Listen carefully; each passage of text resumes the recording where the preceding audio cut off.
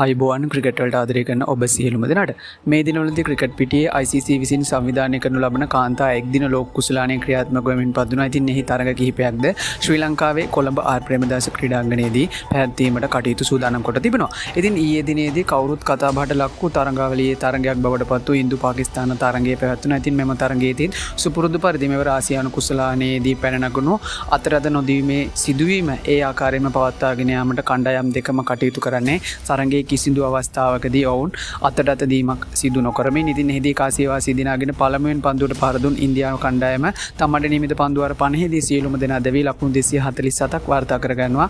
ලකුණු 248ක ජයග්‍රාහී ඉලක්කයක් අඹා යාමට පිටියට පිවිසි පාකිස්තාන කණ්ඩායමට පන්දුවර 43කදී සියලුම දෙනා දැවී ලබා ගැනීමට හැකිවන්නේ ලකුණු 159ක් පමණයි. ඉතින් ඒ අනුව ඉන්දිය කණ්ඩායමට මෙම තරගයේ ලකුණු 88ක පහසු ජයග්‍රහණයක් වාර්තා කර ගැනීමට හැකියාවක් ලැබෙනවා. ඉතින් ඉන්දිය කණ්ඩායම ලබාගත් මෙම ජයග්‍රහණයත් සමගින් ප්‍රසාද ලකුණු සටහන වෙනස් වී තිබෙනවා. එහිදී ශ්‍රී ලංකා කණ්ඩායමටත් එම සටහනේ ඉදිරියට පැමිණීමට හැකියාවක් ලැබී තිබෙනවා.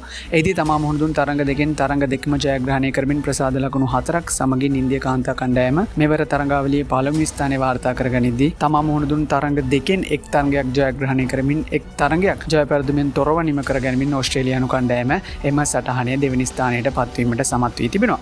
ඉතින් එහිදී ශ්‍රී ලංකා කණ්ඩායමට මෙම සටහනේ පස්වෙනි ස්ථානය හිමි වී තිබෙනවා. ඔවුන් තමා මුහුණ දුන් පළමු තරගයේ වන ඉන්දියානු කණ්ඩායම සමගින් තරගයේ පරාජයට පත් වුණා. ඊට අමතරව ඕස්ට්‍රේලියානු කාන්තා කණ්ඩායම සමගින් පැවැත් තරගය වර්ෂාව හේතුවෙන් අත්හැර දැමීමත් සමගින් ඔවුන්ට ලැබුණු ප්‍රසාද ලකුණක් සමගින් තමයි ඔවුන් මේ වන විට පස්වෙනි ස්ථානයේ රැඳී සිටින්නේ. ඊට අමතරව මෙවර තරඟාවලියේ විශේෂත්වයට කාරණේ බවට පත් තිබෙන්නේ එහි 8 වන සහ අවසන් ස්ථානයේ දකුණු අප්‍රිකානු කණ්ඩායමට හිමි වී තිබෙනවා. ඊට අමතරව නවසීලන්ත කණ්ඩායමට එම සටහනේ 7 වන ස්ථානය හිමි වී තිබෙනවා. ඉතින් ඊට අමතරව ශ්‍රී ලංකා ජාතික ක්‍රිකට් කණ්ඩායමට ආසියානු කුසලානයෙන් අනතුරුව තවමත් ඔවුන්ට පැවැත්වෙන තරඟාවලියක් පිළිබඳ නිශ්චිත තොරතුරක් ශ්‍රී ලංකා ක්‍රිකට් ආයතනය විසින් සඳහන් කොට නැහැ. ඉතින් මීට පෙර ශ්‍රී ලංකා ක්‍රිකට් ප්‍රේක්ෂකයින්ට කනගාටුදායක පුවතක් බවට පත්ව තිබුණේ මෙවර LPL තරඟාවලිය පැවැත්වීම යම්තාක් දුරකට අවිනිශ්චිත තත්වයකට පත්වී ඇති බවට ශ්‍රී ලංකා ක්‍රිකට් ආයතනය විසින් සඳහන් කිරීමත් සමගින් කෙසේ වෙතත් මේ වන විට ලැබී ඇති තොරතුරු වලට අනුව මෙම මාසයේදී පැවැත්වීමට නියමිත අයර්ලන්ත තරඟාවලියත් අවලංගු වීමට වැඩි ඉඩකඩක් ඇති බවට තමයි ශ්‍රී ලංකා ක්‍රිකට් ආයතනය කරුණු සඳහන් කොට තිබෙන්නේ. ඉතින් එහිදී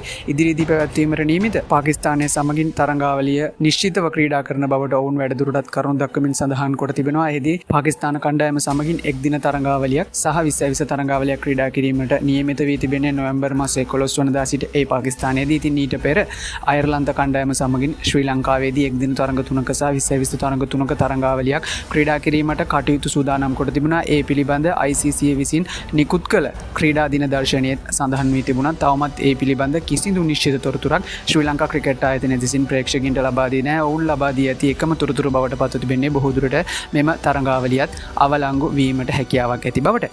ඉතින් මේ පිළිබඳ ක්‍රිකට් ප්‍රේක්ෂකයින් විදිහට ඔයාලගේ අදහසුත් පහලින් කමෙන්ට් එකක් විදිහට දාගෙන යන්නත් අමතක කරන්න එපා. ක්‍රිකට් පිටිය ආවත් කලින් ඕන සියලුම තොරතුරු එසෙනින් අපි ඔබ වෙත ගෙනීමට සූදානම්. subscribe කරලා දිගටම රැඳී සිටින්න අපේ YouTube නාලිකාවත් සමග.